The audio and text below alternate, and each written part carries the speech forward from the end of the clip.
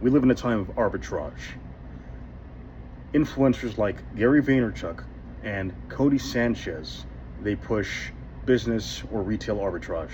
Now, Gary Vaynerchuck, who I've met in person, that's documented, and I've pitched products to in person, he pushes a resale proposal where you'll go to thrift shops or garage sales, and then you'll relist those items on Craigslist, Poshmark, OfferUp, Letgo, Facebook Marketplace, etc.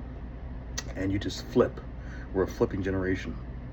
And there are some consultants who can source products from foreign factories. Now, I've actually done business in that capacity, and I can source things, but that's besides this conversation. Codie Sanchez pushes business arbitrage, where she came from Wall Street, and she leverages her SBA line of credit, and then she can acquire a boring business from boomers who are retiring and they want to offload their inventory. Now, a lot of people, their kids, don't want to participate in that business, and so they want to offload it and live their lives and do whatever they want. That's their prerogative. But business arbitrage, the whole concept right now is to have other people do it, and then you take the credit, or you build upon their foundation that they spent decades building. And so what that does from a bigger picture perspective is it throttles innovation, because you don't have those entrepreneurs who are busting their butts, risking their own capital and succeeding or failing, because that's what happens in the real world, people.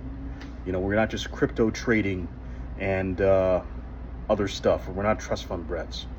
So a lot of us, we take our risks, and we win or we lose, and it's a gamble. And all of these corporate baddies who, they're in a nice six-figure position, forget that it was one of these losers that took the risk and built up the business and made it sustainable enough to accommodate that staff. We have to think about that, but a lot of people don't realize that. And so with all this arbitrage, people can do basically a turnkey business where they get it from the previous owner and they operate it, and then it's an owner absentee situation where you have management in place and existing staff, so you just take it over and the business runs itself and you just collect your cash. That's one thing. But then those who are innovating and disrupting the markets, they're less incentivized to do that. And so this is going to create a dark age, so to speak, because we're losing that American exceptionalism. And what is American exceptionalism? That's the idea that we can create something from nothing. You have, for generations, hundreds of years, you've had waves of immigrants come to this country, and they would make their contributions to American culture, business, and the culture, etc. And we are not experiencing that, because everybody feels entitled and they want comfort.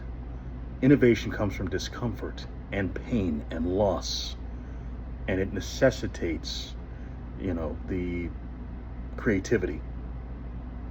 I know this goes above all of your heads, guys, or most of you that don't even understand this, but some of you this will resonate with, and I appreciate you guys. Thanks for tuning into the Candid Thoughts podcast. If you want to get one of your Candid Thoughts podcast merch, you can go to the website, or you can click the link in bio. Send me a DM as well, and I'd be happy to send you the purchase link and get you guys your merch. So let me know.